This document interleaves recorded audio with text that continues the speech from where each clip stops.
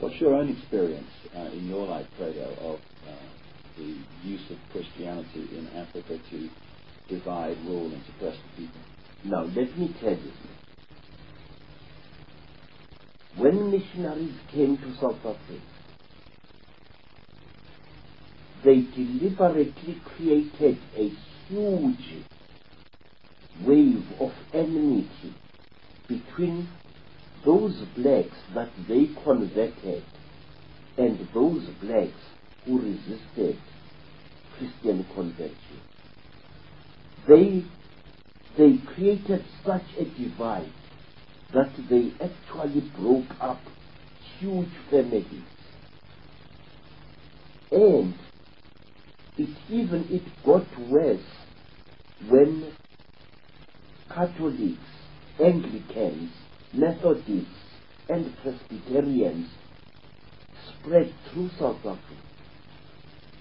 There was developed deliberately in Africans of different religious denominations the same enmity that exists now between the Catholics and the Protestants in England.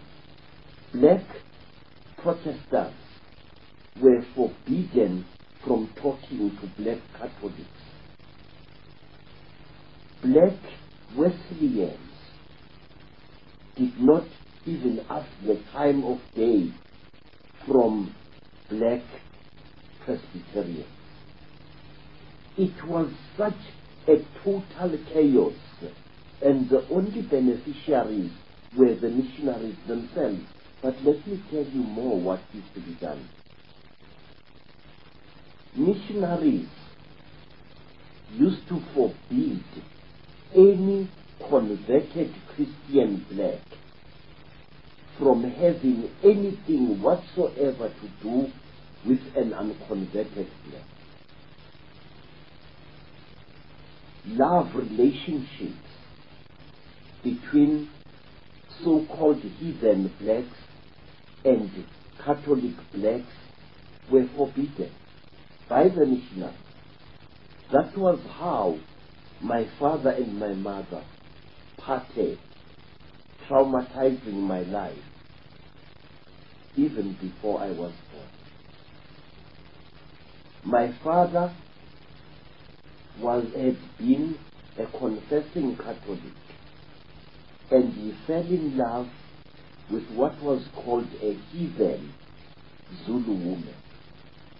Now, the condition for such a love was that the woman had to submit herself into the Christian faith.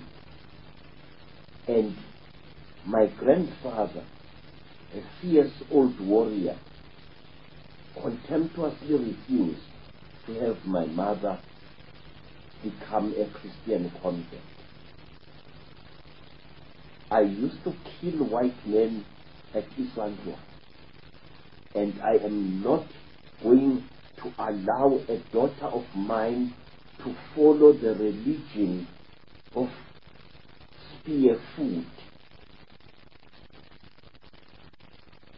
And say, if in a mission station a church-going black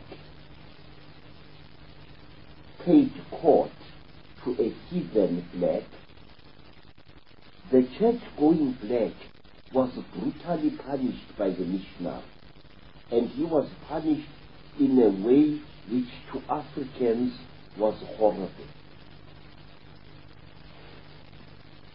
Inside the mission church, there were the pews, the benches on which the congregation sat. But next to the door, just as you entered the door of the church, there were special benches for those Christian blacks who had broken the law. And so, if it was found by the white missionary or the black missionary that a certain person had had anything to do with a heathen, that person was punished in a very terrible way. He or she was made to sit next to the door of the church inside, so that all who entered the church would look at this one and know that here is a lawbreaker who had broken the laws of Jesus Christ. Were you pushed into the Christian religion to start with, Credo, before the penny dropped? Yes, I was. You see, after my mother and my father had separated, my mother gave birth to me. And for a long time, I suffered as a child because I was born illegitimate. I was called a bastard. I had no rights as a human being. The law of the Zulus at that time was very, very strict regarding illegitimate children. My mother suffered. She was often beaten up by other girls in the village. And I suffered too. Other children were forbidden from playing with me. And I herded cattle in the bush alone. And there, many strange things happened to me which do not concern us here, however. And when I was 7 years old, there came to my grandfather's village a brother of my father, and he asked to take me away from there. And my grandfather said, nothing could please me more than that this little bastard should be removed from my home. He is a disgrace to my family. And so I was taken by my father's brother to the south of Natal, where I was baptized as a Catholic, and the ridiculous name Credo was placed upon my head, a name I hate very much, even to this day. I grew up, sir, as a Catholic, and we were all Catholics in our home, as most people in Natal are. And then one day, after we had left Natal, my father left the Catholic Church and adopted one of the worst branches of the Christian religion that you can find. My father started following the teachings of an American woman called Mary Baker Eddy. She, who was the leader of the Christian Science Church.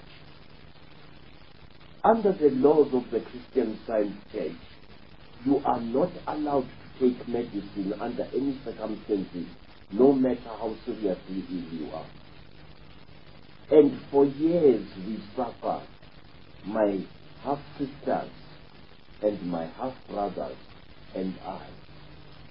We sickened and we were not allowed to take any medicament. We had suffered before under the Catholic Church, having to confess sins every weekend to a priest we could barely see. Sometimes it was so ridiculous that we often created sins against ourselves we had not committed in order to please the Catholic Father. And now we were suffering under the teachings of Mary Baker Eddy, teachings which I now see in my adult life as having been the very essence of the purest rubbish. Then, after a great sickness in 1937, I was taken, during that great sickness, I was taken back to Zululand by my father's brother, Anton.